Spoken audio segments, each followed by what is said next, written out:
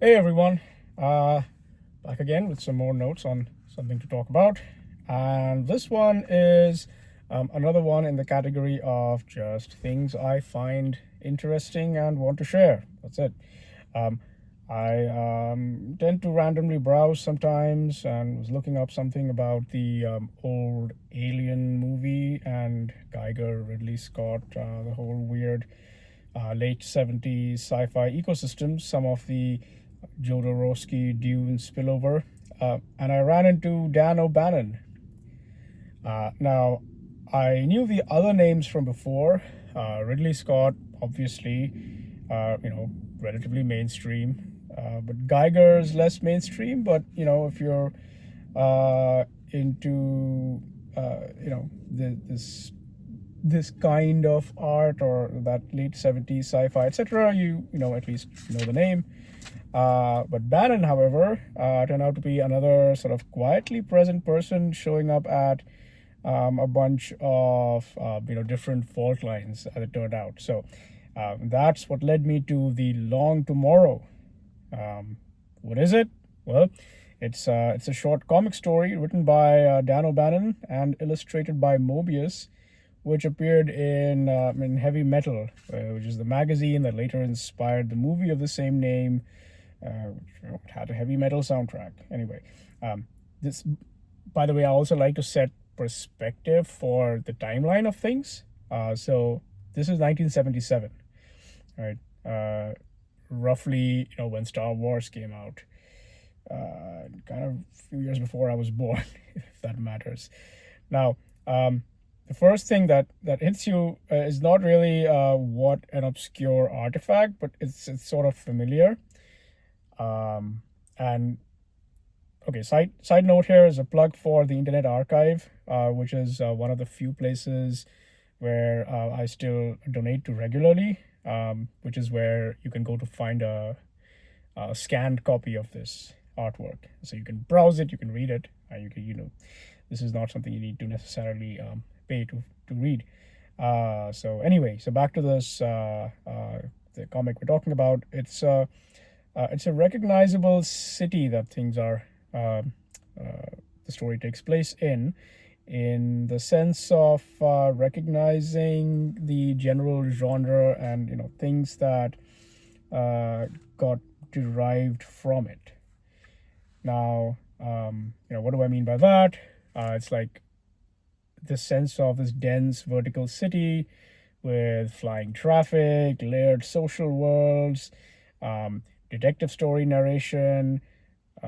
This may not seem odd or different now, but you have to realize that there was an earlier time to this where sci-fi had a more sort of clean look, um, and it was a bit more utopian and even sort of triumphant future. But instead, this was crowded, it's overbuilt, it's commercial, it's cluttered, and instead of that, let's call it 50s sci-fi look, instead of perfection, it's sort of congestion. Also, briefly about Moebius, is not some random writer artist. Is part of the failed Jodorowsky's Dune, which we sort of briefly touched on last time, and is generally another defining figure in sci-fi comics.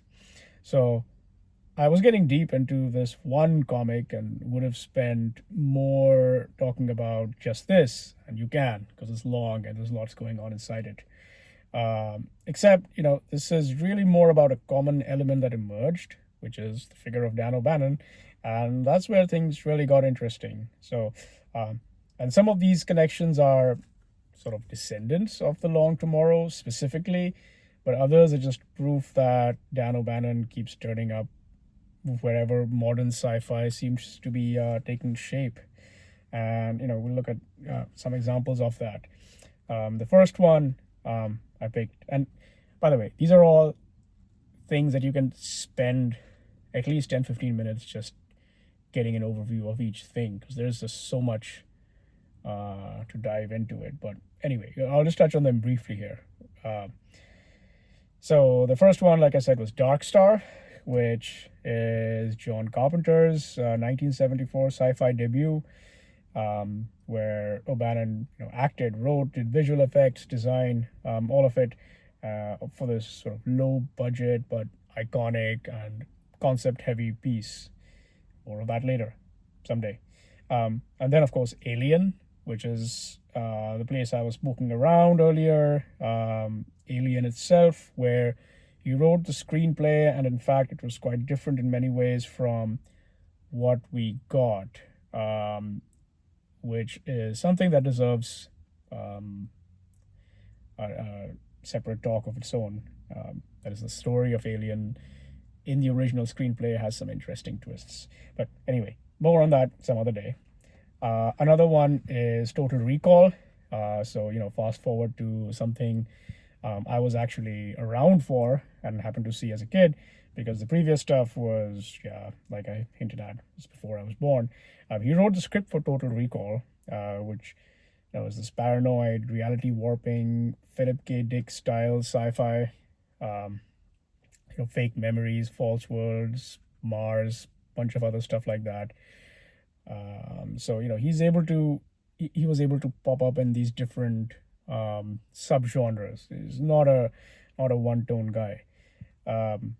So the Long Tomorrow is not some sort of isolated curiosity. It's more of a way to reveal him as one of these connecting people, or at least that's my view. Moving on to more of these, there's Blade Runner. The moment I mentioned congested city, vertical layered social world, etc., flying cars, I think that should have naturally come to mind. It did for me, and that's actually true as well, in terms of being derived from that. Again, not the story, obviously, but the setting, sort of the dense future noir cityscape. Another one is William Gibson, who, depending on your interests, is either going to draw a blank stare or be very recognizable, starting what is known as the cyberpunk genre, sometimes works like Neuromancer and more. And he has sort of credited the artwork in Heavy Metal for the general look and feel of Neuromancer, which again means that Dan O'Bannon's work is very, let's say, proto-cyberpunk, right? And by the way, we mentioned Heavy Metal, the magazine and the movie, and it might sound obscure because this is all, the movie itself is 35 plus years ago. Obviously, the magazine was around much earlier. But you can see it as the ancestor of various adult animated sci-fi. And Netflix had the series Love, Death, and Robots, which is essentially a modern day reboot of that film. And there's a segment of which was lifted entirely from The Long Tomorrow. So, to close, I ended up down this rabbit hole, and, I do go down rabbit holes like this a lot in no particular order. I might share some of these or many of these later. We'll see. But in this case, I thought I had stumbled across a cool old comic, but it turned out to be much more. It sort of showed this future style before it became a genre, and secondly, it sort of revealed this connective strand of Dan O'Bannon. So yeah, it's a small artifact, but let's say it cast a long shadow, no pun intended. All right. On that note, bye for now, and stay tuned for more.